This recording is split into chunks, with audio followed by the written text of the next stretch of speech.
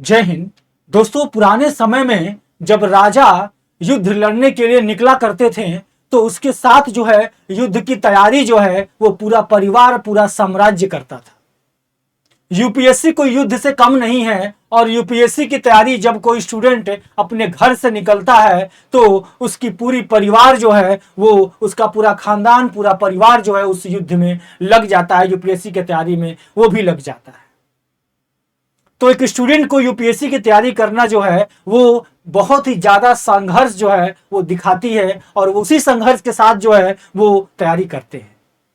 हर साल जो है यूपीएससी के एग्जाम में लाखों स्टूडेंट जो है वो पार्टिसिपेट करते हैं और लाखों स्टूडेंट जो है वो काफी इस अच्छे एग्जाम में जो है अपना जो है कैरियर जमाने के प्रयास में लगे रहते हैं। यूपीएससी भी जो है हमेशा फेयर तरीके से यूपीएससी का एग्जाम यानी सिविल सर्विसेज का एग्जाम जो है वो कराने का प्रयास करती है। लेकिन आए दिनों में टेक्नोलॉजी के बढ़ते के दौरान देखा जा रहा है कि कई सारे ऐसे फ्रॉड जो है वो समाज में बढ़ चुके हैं और यूपीएससी के को भी ये चीज झेलने को मिल रहा है। बीते दिनों आपने कई तरह के मामले जो है वो देखे होंगे, जैसे ये मामला भी आया था रैंक का मामला, जिसमें रैंक ही जो है अलग अलग बता रहे हैं, नाम एक जैसा और रैंक जो है अपना किसी और का रैंक बता रहे हैं। दो साहिल नाम के व्यक्ति हैं तो एक साहिल बोल रहा है मेरा 44 रैंक है तो एक साहिल बोल रहा है कि मेरा ये रैंक है। तो ये एक मामला आपको दिखा। ऐसे मामले, कई मामले जो है यूपीएससी को नजर में आए हैं और इसके साथ जो है आप देखिए ये भी एक मामला था, इसके साथ आपका ये पूजा खेड़कर वाला मामला है। ये सारे मामला जो है फेक सर्टिफिकेट से संबंधित मामले, इस तरह के फेक जो है वो कास्ट से संबंधित मामले, डिसेबिलिटी का जो है गलत उपयोग करके लोग आईएएस बन गए, इस तरह का जो चीजें हैं वो यूपीएससी को देखने को मिला। इसी के साथ जो है यूपीएससी आने वाले 2025 का जो एग्जाम है उसकी फॉर्म भी आने वाली है, फरवरी तक में आ जाएगी और इसके बाद जो है उसका एग्जाम भी का डेट भी अनाउंस हो चुका है। तो प्रॉपरली दोस्तों अगर देखा जाए तो यूपीएससी भी पूरी तरीके से तैयार हो चुकी है और इस बार का यूपीएससी का एग्जाम जो है बिल्कुल फेयर तरीके से होगा। कहीं भी आपको चीजें जो है, वैसे तो हमेशा फेयर तरीके से होता है लेकिन इस बार बहुत ही ज्यादा फेयर तरीके से और स्ट्रिक्ट वे में होगा। स्ट्रिक्ट वे में इसलिए होगा क्योंकि मैं इसलिए कह रहा हूं क्योंकि जब आप यूपीएससी के वेबसाइट पे आएंगे तो आपको यूपीएससी के वेबसाइट पे आना है। इसके बाद आप नीचे आएंगे यूपीएससी के वेबसाइट के होम पेज पे तो यहां आपको टेंडर मिलेगा लिखा हुआ। यूपीएससी जो है कोई भी काम करती है तो टेंडर निकाल के करती है। कोई भी एग्जाम करता है तो उसका जो है बड़े बड़े चीजें होती है तो टेंडर निकाली जाती है। तो टेंडर जब आप खोलेंगे तो टेंडर खोलेंगे तो आपको ये नोटिफिकेशन मिलेगा, ये 20 जून 2024 का ये नोटिफिकेशन है, जिसके अंदर जो है आपको फिंगरप्रिंट से संबंधित, फेशियल रिकॉग्नाइजेशन से संबंधित, क्यूआर कोड से संबंधित, आधार वेरिफिकेशन से संबंधित चीजें जो है वो मेंशन की गई है। यानी कि इसके लिए टेंडर निकाला गया है। टेंडर यानी कि कंपनी जो है खोजी जा रही है, जो कि अब तक तो खोज दी गई होगी।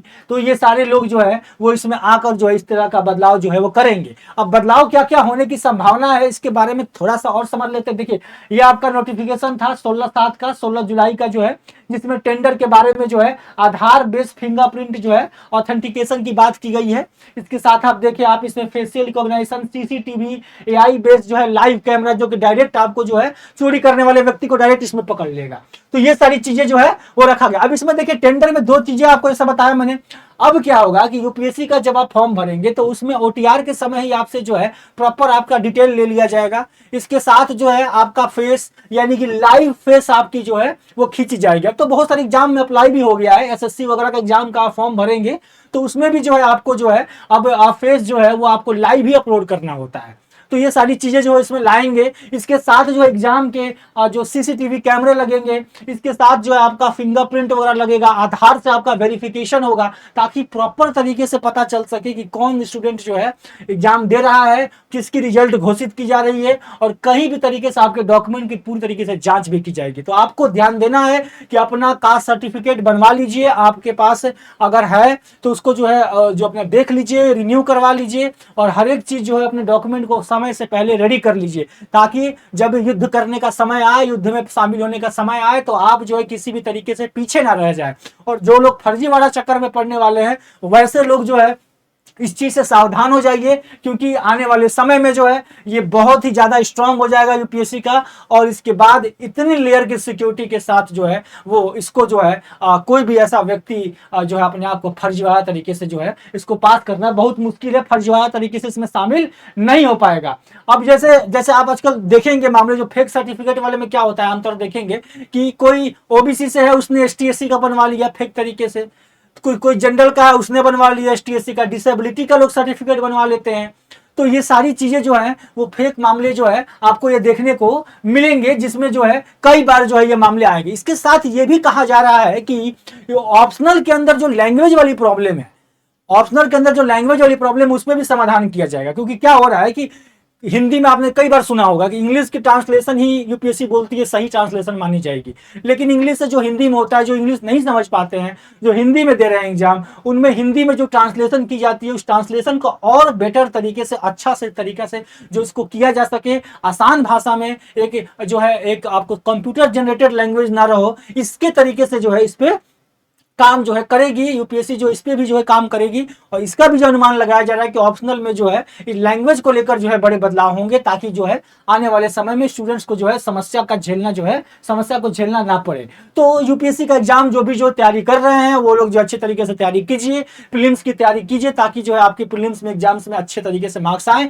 जो लोग यूपीएससी के बारे में थोड़ा बहुत अगर नहीं जान रहे होंगे तो उनको बेसिकली बता दूं, प्रीलिम्स के अंदर 2 पेपर होते हैं, जिसमें कि आपका पेपर 1 में आपका जीएस का पेपर है और ये पेपर 2 जो है सी सैट का पेपर है दोस्तों।